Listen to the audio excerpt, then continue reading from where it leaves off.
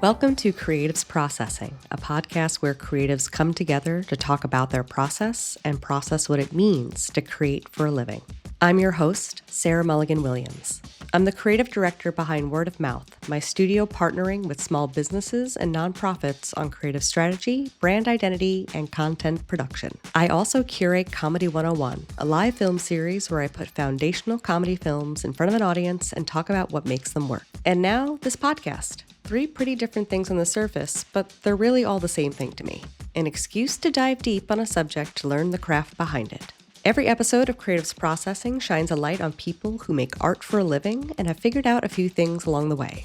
We learn what their process for creating is, what guides their approach, and get a glimpse of how their wonderfully unique brain works. In this highlights episode, I'm pulling 2 moments from my conversation with Candace Cui and Carissa Potter, co-creators of the fantasy journaling book, The Imaginary Atlas. I met Candace last year and we clicked immediately over our small dogs, building creative community in Oakland, and the maybe not so niche anymore nerdy intersection of comedy and Dungeons and Dragons. She's even been so kind as to teach me how to play D&D, something I've long felt gatekept out of trying. Candace is a growth marketing consultant who primarily works with direct-to-consumer brands, but she's also a writer. Her advice column, Dear Candace, has a readership for a reason. She's direct, pragmatic, and a little wicked in the best possible way. So when she and Carissa launched this book, a journal that invites you to imagine yourself as a character in a fantasy world, as a tool for real-life reflection and change, I knew immediately I wanted to talk to both of them about it. Carissa is an artist and illustrator and the founder of People I've Loved, a Bay Area studio and imprint that makes books and paper objects out of problems she's trying to solve in her own life. Her visual language, delicate, playful, emotionally specific, is all over the pages of their collaboration. I've been exploring the Imaginary Atlas for a few weeks, and it has genuinely helped me do something I've been struggling to do for a really long time. Get out of my own head and just get onto the page. What stayed with me since this conversation is how much both of them, from completely different angles, get to this point. The journal is the vehicle, but the insight underneath it applies to every creative practice. But before we get into it, I have 2 Comedy 101 screenings coming up I want to tell you about. If you're in the Portland, Oregon area, I'm showing Oh Brother, Where Art Thou?, the Coen Brothers Depression-era road comedy on July 6th at the Hollywood Theater.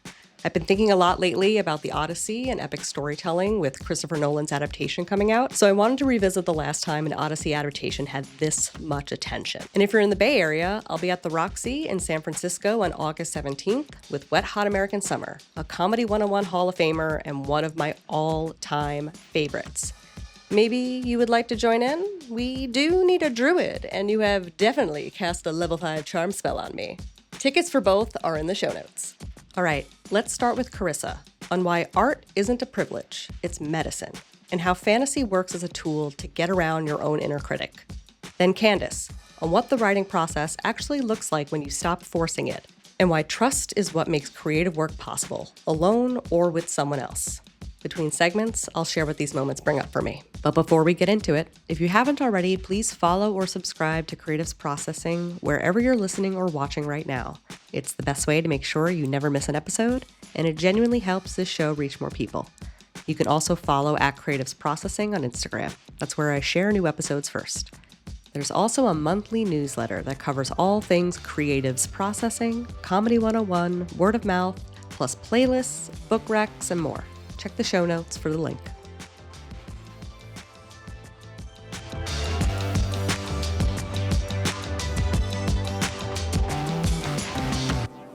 I think I'm excited about this sort of with new technologies and brain imaging, how we can actually see okay, art feels good, so we can do it, and we can use this science to justify doing it, and then feel better and have it be a worthwhile endeavor in, I think, maybe Western societies.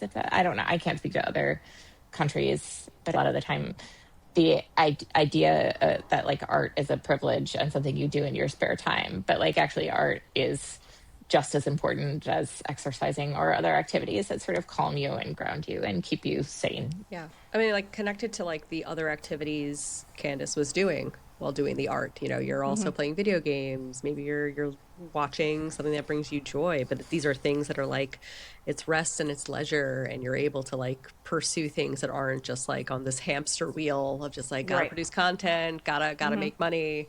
But just thinking about like, you know, imagination as a tool for change, like how crucial play is. Like it is so core to early childhood education, but as we grow we just get further and further from it. I think it's good to have fantasies, to live through them in your brain, but I think you can get more value out of the time and energy you're spending to imagine these like better scenarios if you get to talk to people about them, to like build on them, to find ways to like dream of things together. And like, wouldn't you know it, that's how change happens. There was something in Carissa in your Substack, like you defined fantasy as the mind's way of going somewhere the body hasn't figured out how to get to yet. That gap that you're describing, Carissa, going somewhere, like you're allowing your mind to go somewhere where the body hasn't gone yet, like letting fantasy be information rather than destination. Like I feel like that's the book's argument in a sentence. I'd love to hear more about this framing that was instilled in you. Don't think I was ever allowed to kind of function the way Candace functions in her writing practice, where she like stream of consciousness writes and then figures out what she was saying afterwards through. So the process, I think for me, it's only been like really recently that I've allowed myself to work that way. And I feel like writing a lot of the time, I don't know what I've like let go of letting myself know what I'm going to say before I say it. And I think that that is fundamentally at odds with how I was trained to function as a conceptual artist. Maybe I'm just not a conceptual artist, but I actually think there's a lot of also both information stored in the body that our consciousness doesn't have access to, and vice versa. But I think your question about like using fantasy as, I think for me, the idea a lot of the times, like our internal judgment or critic comes up, like we hit a wall on things that are like worthy of exploration or worthy of knowledge. This can't be, because so I won't let myself dream it. And for me, I think using fantasy as sort of a stand-in to allow these thoughts and ideas to come out without judgment is also sort of freeing if you're in this pursuit of kind of using the scientific method to look at what is consciousness and what are we drawn to. And even as like a survival evolutionary tactic of like continuing to live, using fantasy as a tool to understand that better seems to make sense, but it's not something we're trained to do or like really was a practice for me ever. We've absorbed this story, especially here in the West, that art is leisure, and leisure is a reward. Rewards come after everything else is handled. The brain imaging Carissa is pointing to just confirms what we already feel. The framing is backwards. Art doesn't come after. It's a part of what makes everything else sustainable. The inner critic doesn't just slow you down. It decides what you're allowed to dream. That's a whole creative life problem, not a writing one. What the journal does, and what it did for me, is find that side door. Carissa described fantasy as the mind's way of going somewhere the body hasn't figured out how to get to yet. You're not trying to live inside it. You're trying to use it to access something real that you couldn't reach directly, letting it be information rather than destination. I've been using the Imaginary Atlas for a few weeks now, writing directly about my own life, even just a list of what I accomplished in a single day. Even the term like, what did I accomplish? There's, success is, tied to that. It can be challenging. My brain starts editing, critiquing, judging before I've even finished a sentence. Is that all you got done today? Oh, you forgot to do that again. Oh, couldn't make time for this. But through the lens of the journal, what I've been trying out is writing about what I see around me through an alien's eyes. After all, I still feel alien at times where I live. The Jurassic era-sized succulents I see still catch me off guard after 2 years of living in California. So I imagine myself as an alien version of myself. On my walks through the cemetery near my home, I imagine a curious life as a steward of that sacred ground, shepherding both the hills overlooking the bay, as well as maybe the passage of a slate of spirits of all sorts of spirited ways of life. There's a tiny creature companion by my side. In reality, it's Marty McPug. But as a high-as-fuck postal carrier once said to him, "What even are you?" Is that even a dog by my side? He looks like an alien. People call him Frank from Men in Black all the time. If I'm the alien, then what the hell is he? I follow that thread and I see where it goes into this world I'm building. And just by flexing this muscle in a no-strings-attached, judgment-free way, I found that then writing about all the things that would normally trigger my self-judgment started to decrease. So, writing. Creative writing. That's not escapism. It's a tool. Journaling doesn't seem like a radical idea until you realize how much pressure and judgment you've been putting on yourself to do it right. Capital R, right. How do you trust yourself to let go? Here's Candace on what that actually looks like in her writing and in creative relations. When I say that I write in stream of consciousness, I never sit down just to write. When I write stream of consciousness, it's that I am so constantly ruminating on thoughts and ideas and situations that when I sit down to write something, it's because I have to or it will disappear.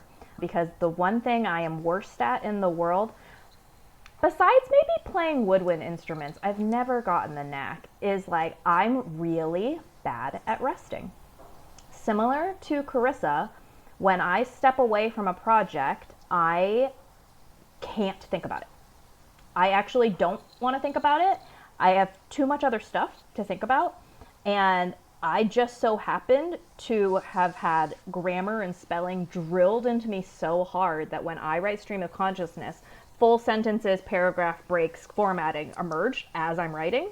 And so the nice thing is that when I walk away and then come back, coming back means that I really am able to assess what I've written as if I didn't write it.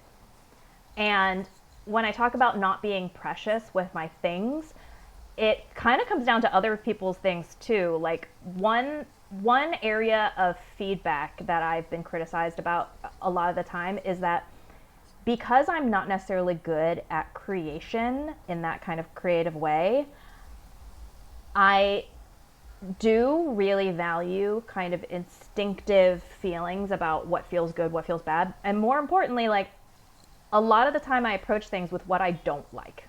When I'm like, I know this doesn't feel right, and I know that I don't like this, and I have to work backwards from like, why don't I like it? What doesn't feel right about this? And it is actually a struggle for me sometimes to come up with a solution to that. So if it comes down to things like when we were going through the cover, there was one iteration where I was just like, there's just not enough space. Like everything feels so tight. It makes me feel anxious to look at it. I don't know what the solution to that is from a design perspective in order to fit all these things in here, but I know that this doesn't feel good. Or if I'm writing something and I come back to it, I read a sentence and I'm like, well, now that sentence doesn't make sense. So what was I trying to say there? Is there a better way for me to say that in a way that makes sense? And sometimes I'm like, delete the sentence. It's time for it to go.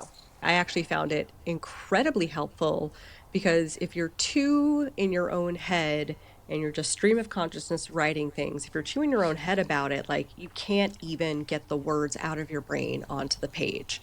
So the idea of them just like writing stream of consciousness, like taking away all barriers, all hang-ups on syntax, is what I'm trying to say meaningful? What am I even trying to say? Getting way too in your head about it, it just allows you to just like, it doesn't fucking matter. Just write it, leave it, come back to it. It's like everybody needs their own editor. If you're trying to express yourself, your own brain is your own editor in that way. Can't do it unless you just get it out to begin with.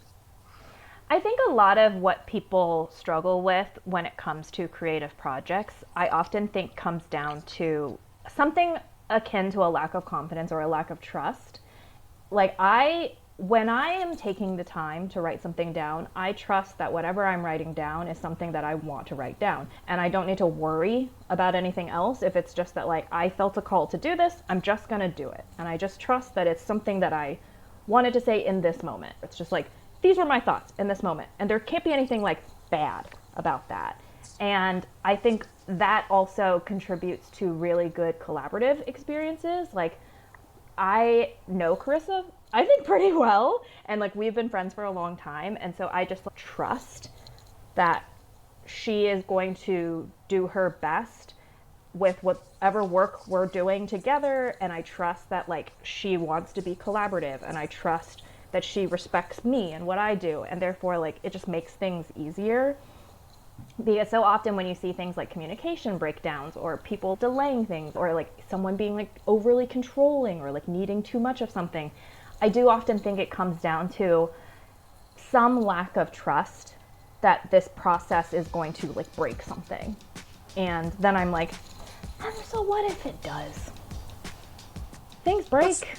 Things break. That's also like part of being human. It's also part of the creative process. Like if you're just expecting every single thing you try to be a success, there's no room for failure. And failure is part of the creative process.